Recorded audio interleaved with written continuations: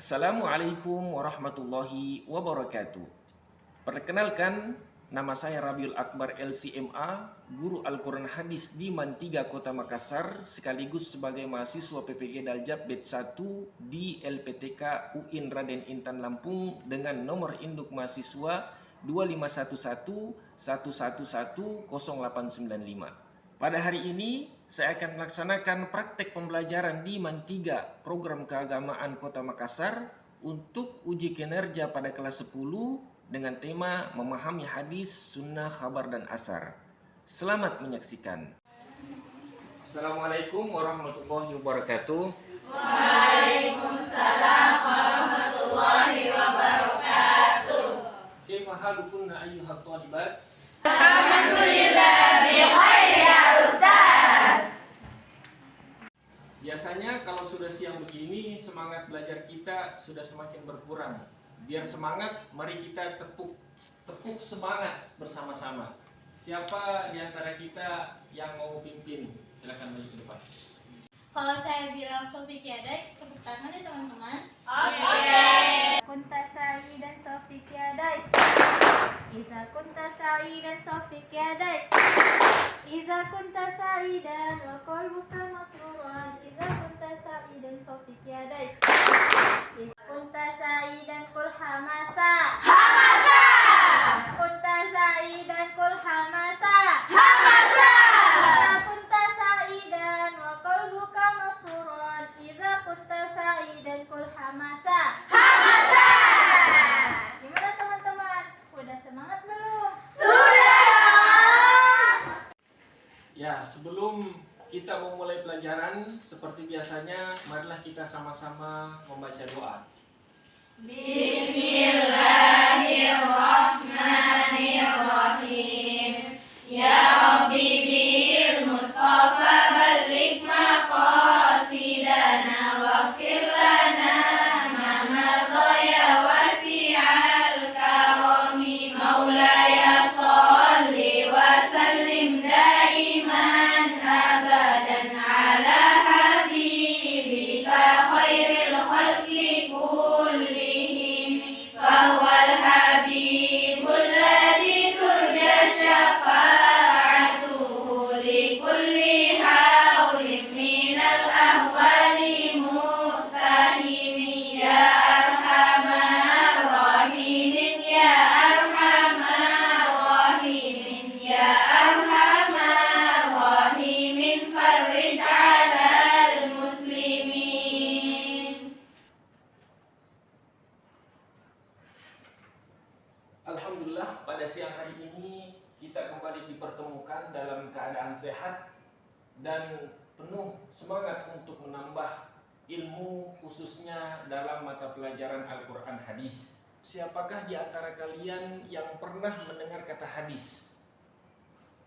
Mungkin sebagian besar dari kalian sudah mengenal kata hadis, tapi apakah kalian yakin semua yang dinisbatkan kepada Nabi Muhammad SAW itu pasti dinamakan hadis? Lalu apa bedanya dengan sunnah? Apa bedanya dengan khabar? Apa bedanya dengan asar? Baiklah anak-anak sekalian, saatnya kita masuk pada inti pelajaran pada hari ini. Sebelum kita mulai, marilah kita perhatikan layar pada smart TV berikut ini.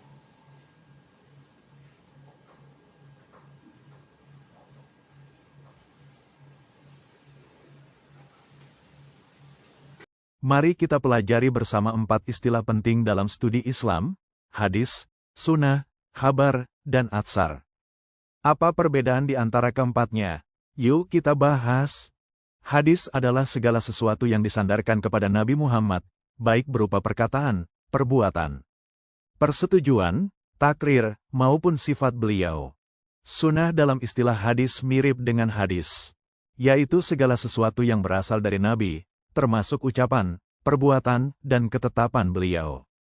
Khabar secara bahasa berarti berita atau informasi.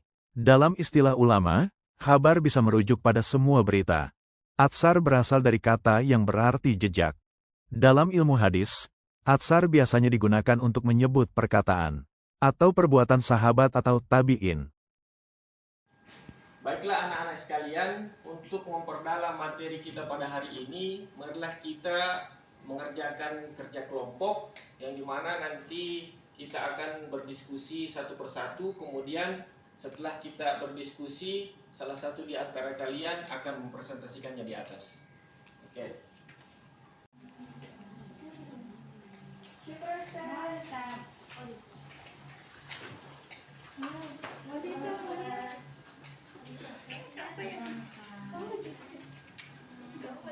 Syukran Ustaz.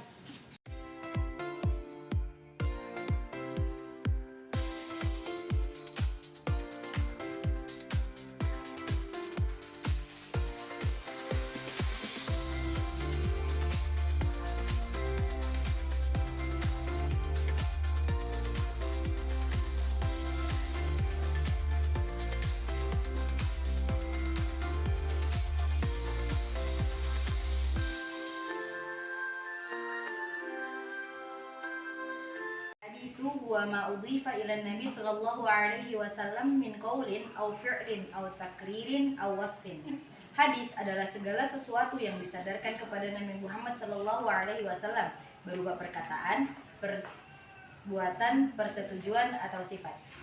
Al-khabar bima'na al-hadis fayu'arrafu bima sabaqa fi ta'rif al-hadis. Khabar bermakna sama dengan hadis, sehingga didefinisikan sebagaimana yang telah disebutkan dalam definisi hadis.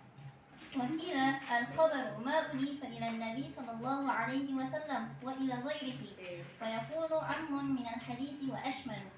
Dan ada yang berpendapat khabar adalah segala sesuatu yang disandarkan kepada Nabi Muhammad sallallahu alaihi wasallam maupun kepada selain beliau, maka khabar lebih umum dan lebih luas daripada hadis.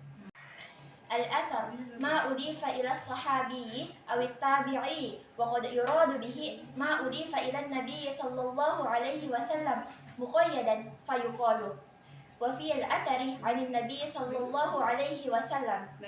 Asar ialah segala sesuatu yang disandarkan kepada sahabat atau tabi'in, dan kadang dimaksudkan juga sebagai sesuatu yang disandarkan kepada Nabi Muhammad sallallahu alaihi wasallam secara terbatas, sebagaimana dikatakan dan dalam asar dari Nabi sallallahu alaihi wasallam.